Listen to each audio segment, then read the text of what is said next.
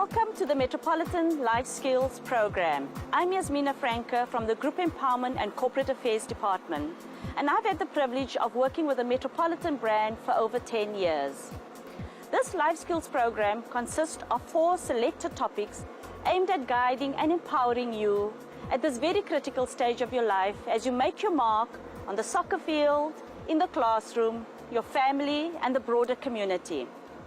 The 4 topics that we cover in this Life Skills program is about life choices.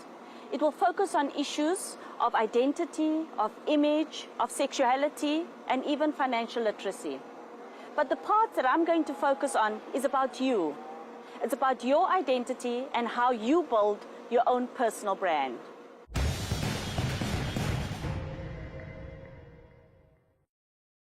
So what does it mean to build your own brand?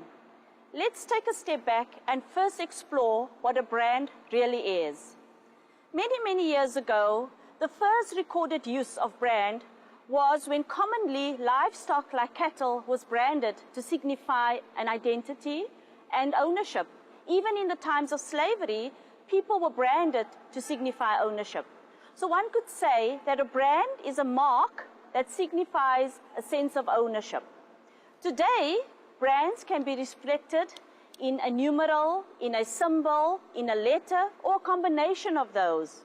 For example, the golden arches of McDonald's, the swoosh of Nike, the stallion of Ferrari, and the arrows of Metropolitan. These are all brands that you are familiar with. And as we stand here at this beautiful stadium, we remember the biggest sporting event this continent has ever seen, the 2010 FIFA World Cup. Not only was this event big for the soccer players and the spectators, but it was big for brands such as Coca-Cola, Sony, Visa, F&B, and MTN, because these brands paid a premium to display their brands on this beautiful platform of soccer. But a great brand is more than just a logo, a slogan, or great advertising.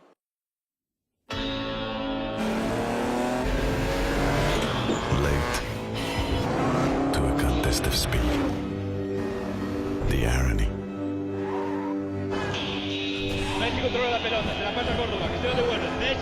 But speed merchants wait for no one.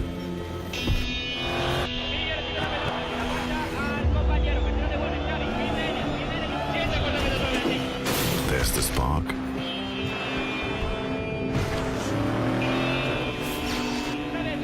Faster with the ball than without it.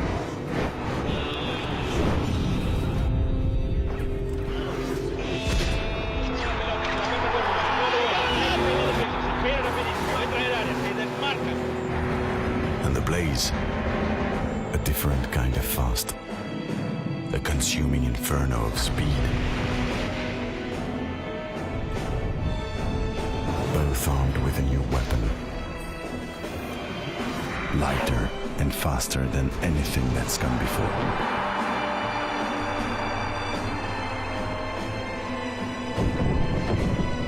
Speed meets speed.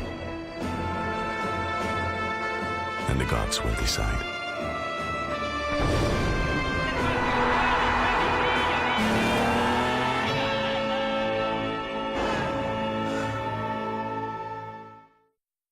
A great brand has certain characteristics and qualities, and that brings me to the second part of my segment. I'd like to talk to you more about the characteristics of a brand.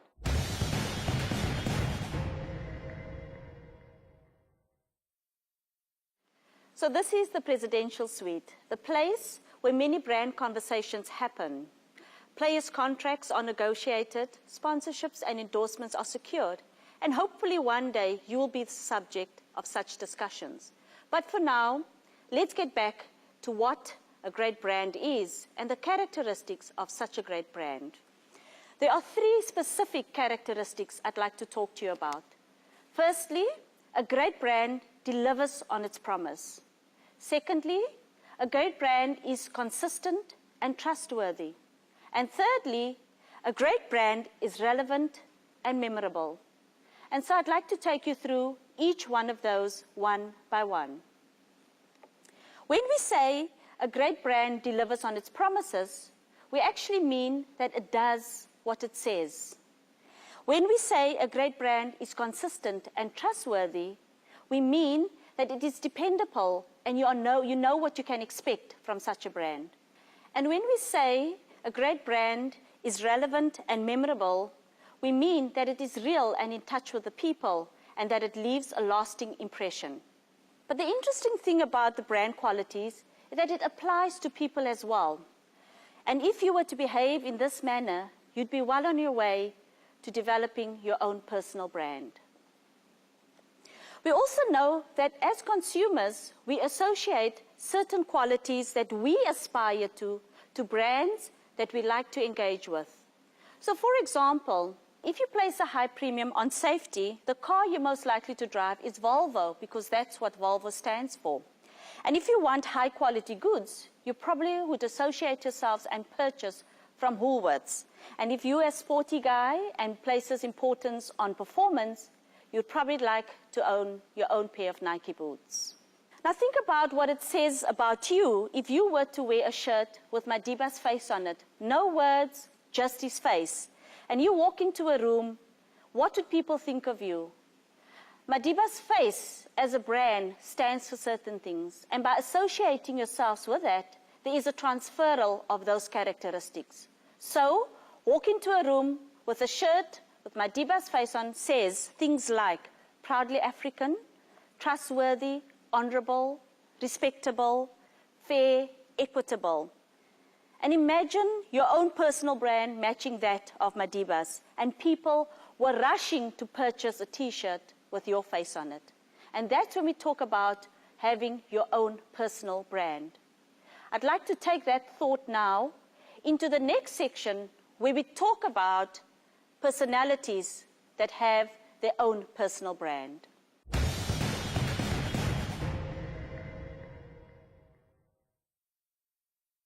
So now we cover the last part of brand personalities by looking at 3 great sportsmen who are brands in their own right.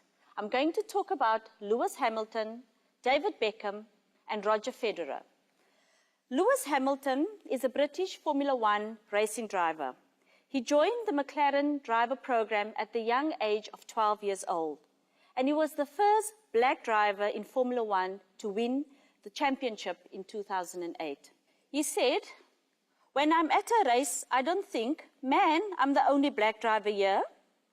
Odd racist things would crop up now and then, but I channel my aggression.